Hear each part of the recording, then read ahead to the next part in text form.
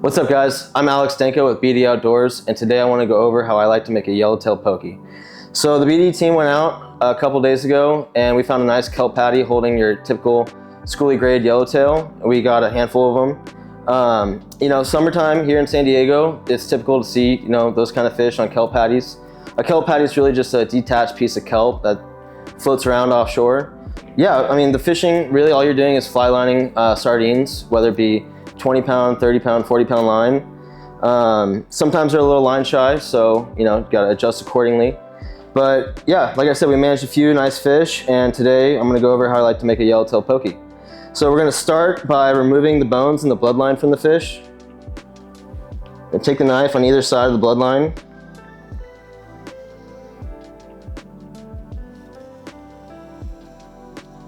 And there we have removed the bloodline containing the bones through the middle of the section of the fish.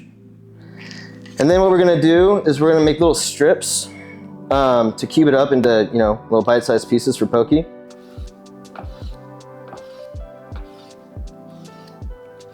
now that we got the fish cubed up, we're gonna go ahead and start finely dicing our veggies.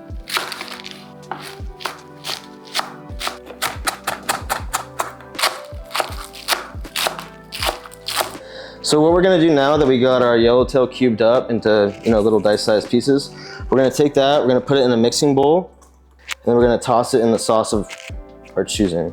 So I like to use this Kinder's Japanese barbecue sauce with soy, ginger, and garlic.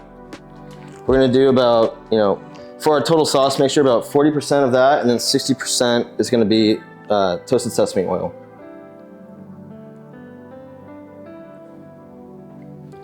We're gonna go ahead and mix it up. And once you have the fish evenly coated with the sauce, you can go ahead and incorporate your veggies. I like to add cilantro and some green onion. And then we're also gonna throw in some crushed macadamia nuts and tobiko, which is flying fish roe. I'll add in the macadamia nuts.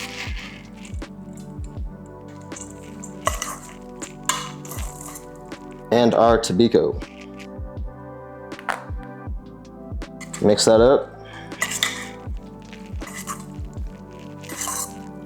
And once that's all mixed together, you're gonna go ahead and serve it with your chips of choosing.